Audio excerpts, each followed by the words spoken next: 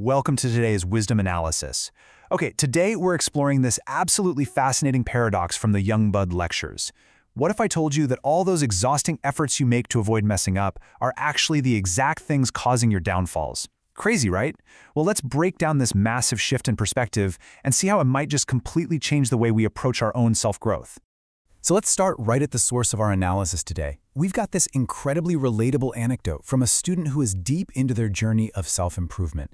You know the type. They love learning, they deeply appreciate the people around them, and they just have this wonderful, genuine zest for life. But there's a catch. Quote, I get overexcited and I make mistakes. Because they're so thrilled about their growth, they just get hyped up. Their energy spikes, they lose their center for just a split second, and boom, they commit an awkward social blunder. They say the wrong thing, misread a cue, or step on someone's conversational toes.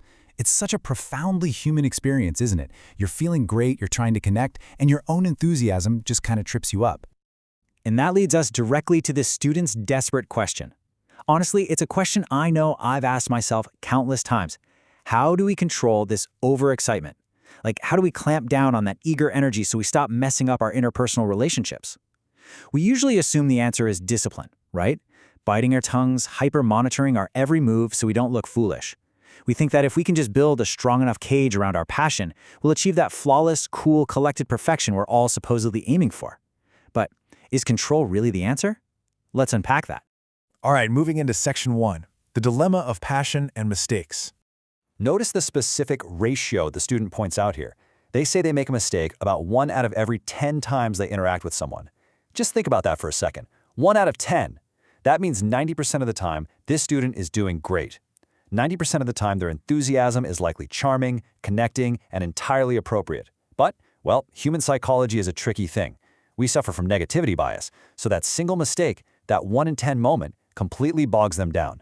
It undermines their confidence, makes them question their progress, and casts this massive shadow over the 90% of interactions that were perfectly fine. It's a classic dilemma. We let a relatively tiny fraction of imperfection ruin our entire sense of accomplishment. Which brings us to Section 2, the trap of trying hard. Now prepare yourself, because the teacher's answer to the student's plea for control is honestly pretty shocking. They say, don't try to control it. Don't try to avoid the mistake. You see, according to this philosophy, a mistake isn't a failure at all. It is literally an essential step required for true learning. The teacher explains that if you actively try not to make mistakes, you are genuinely depriving yourself of the natural lessons required for your education. If you're in a situation where a mistake is bound to happen because of your current level of understanding, you have to make it. Experiencing that stumble is exactly how the learning emerges. By trying to artificially skip the mistake phase, you're actually just blocking your own growth. And this highlights a completely different way to view our actions. The teacher argues that the real mistake isn't the social blunder you made because you were excited. No way. The actual mistake is the fake, forced action you put on to try and look perfect. Look at it like this. On one hand, you have your actual natural skill level, who you really are right now. On the other hand, you have the forced action, who you're pretending to be because you want to appear flawless. When you try way too hard to do well in an interaction, you aren't acting from your true capacity. You're just performing. And that performance, that facade, that is the true error, because it completely separates you from reality. Let's ground this in a very practical, everyday example the teacher uses. The forced smile. We've all been there, right? Imagine you're interacting with someone, and naturally, based on your genuine feelings in that exact moment, you really only feel like smiling a little bit. That's your true natural state. But your brain kicks into overdrive and says, no, I need to look polite. I need to look like I'm doing a great job interacting. So you force this massive ear-to-ear grin. Internally, you might be patting yourself on the back, thinking you successfully avoided a mistake and acted perfectly. But what actually happens in reality? The other person looks at you and instantly senses the absolute awkwardness of that fake action. It doesn't look genuine because it isn't. The teacher points out that this is the real blunder. You thought you were being so careful and doing so well, but by forcing an expression that wasn't authentically yours, you created a far more jarring and unnatural mistake. Let's shift gears to Section 3, trust your natural self. This reveals a beautifully organic, three-step process for growth. According to the philosophy outlined in our source material, true development doesn't require forced, white-knuckled effort during your everyday interactions. Step 1, you study and you absorb the lessons of life. You just take in the wisdom. Step 2, you simply trust the process.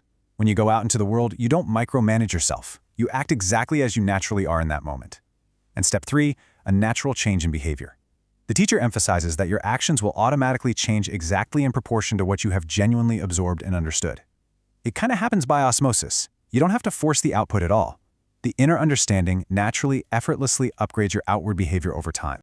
So, what are the crucial takeaways here? First, you gotta grant yourself the permission to act as you naturally are in the moment. If your natural state is a bit overexcited, hey, let it be. If a mistake happens, it happens. Learn from it. Second, stop forcing artificial effort just to appear perfect to others. That fake smile, that rehearsed persona, it's exhausting, and trust me, people see right through it. And third, deeply understand that this forced effort is actually blocking your true skill development. When you are so busy pretending to be at a level 10, you are entirely missing the critical, organic lessons you need to learn at level 5. As we wrap up today's explainer, I want you to really think about this. Are your efforts to be perfect actually holding you back? Think about all the energy you spend trying not to make mistakes, trying to carefully curate your behavior so you never slip up. What if you took all of that exhausting energy and just poured it into trusting your natural journey of growth? Stop forcing it.